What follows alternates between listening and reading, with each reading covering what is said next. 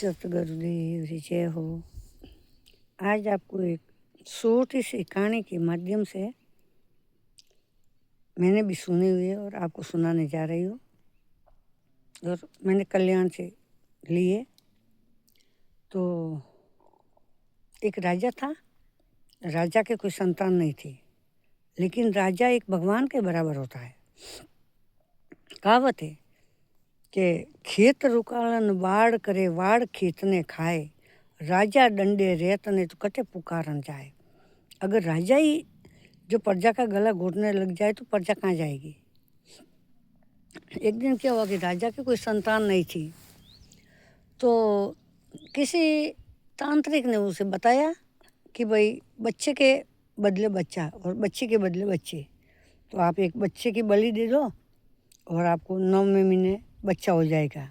9 मास पूरे होते आपके घर में एक बच्चा आ जाएगा। तो बच्चे को कौन देता? राजा ने पूरे गांव में ढूंढी पिटा दी कि कोई बच्चा बेचे, बच्चा बेचे, पर बच्चा तो कोई नहीं बेचता। सब कुछ बेच देते लोग, लेकिन बच्चा कौन बेचेगा। फिर एक गरीब घाटा, बहुत गरीब, बच्चा कौन बेचेगा। ऐसी परिस्थिति भगवान किसी का न लाए, लेकिन जो ऐसी स्थिति होती है वही बेचता है। तो एक ने बेच दिया बच्चे को, और बच्चे को लेकर राजा आया। तो ये तो कानून है कि भाई पूछना पड़ता कि तेरी अंतिम इच्छा क्या है। तो बच्चे से पूछी गई कि आपकी अंतिम इच्छा क्या है। तो बच्चे ने कहा कि मुझे एक मिट्टी के 4 महल बनाने हैं, छोटे छोटे। तो कि बना लो। अब मिट्टी को खुदवा दी, गीली करवा दी। फिर बच्चे ने 4 महल बनवा दिए और दौड़ते भागते हुए एक महल को उसने एक लात मार दी और गिरा दिया। दूसरा महल भी उसी तरह उसने थोड़ा बहुत प्यार किया लेकिन गिरा दिया। और तीसरा महल जो वो था उसकी तरफ भी नहीं देखा और गिरा दिया। और जो चौथा महल था उसको ऐसे के ऐसे मतलब एकदम आराम से उसने उठाकर अपने सर पे रख दिया और वापस नीचे रखा।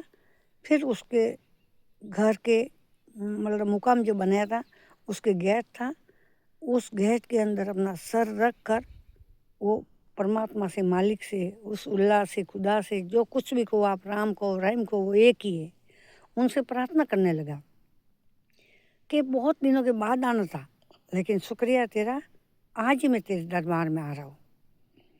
तो राजा ने पूछा, बस अब वो तैयार हो गया कि अब मुझे मेरी बलि दे दो।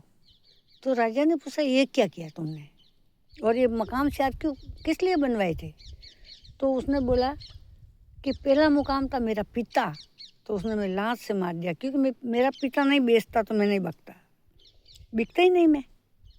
फिर दूसरा मुकाम था वो थोड़ा सा मैंने प्यार किया, वो थी मेरी माँ। मेरी माँ की चलती नहीं थी और मेरी माँ के मना करने ऊपर भी मेरे बाप ने मुझे बेच दिया था। वो मेरी माँ थी, लेकिन वो ज़बरदस्ती करती तो शायद रोक सकता था। और जो तीसरा महल था वो सब मेरे साथ में खेलने वाले यार दोस्त, वो तो रोक सकता था। इसलिए उसने कुछ नहीं कहा, तो मैंने उसकी तरफ भी नहीं देखा, क्योंकि उनके ऊपर मेरा अधिकार भी नहीं है, और उनको छोड़ दिया। और जो चौथा महल है वह उस दरबार का, वहाँ एक दिन तो हर इंसान को जाना है, ये अटल सत्य है। ये और कोई बात तो 19-20 हो सकती है, लेकिन वहाँ तो न तो 19 से न 20 है, वहाँ तो 100% है, वहाँ तो जाना ही जाना है सबको। तो उसने उस मकाम, वो है मालिक का मुकाम।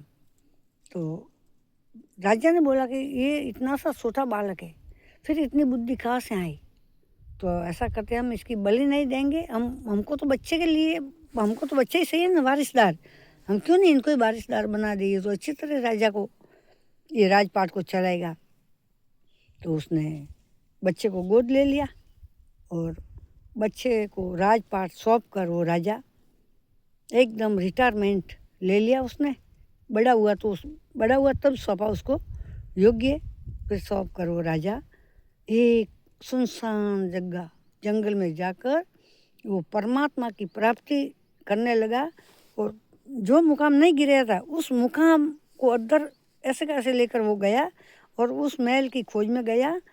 जहाँ कोई अविनाशी मैल उसका कभी नाश नहीं होता है। तो हम सबको यही सही है कि उसकी तरफ जाए हम।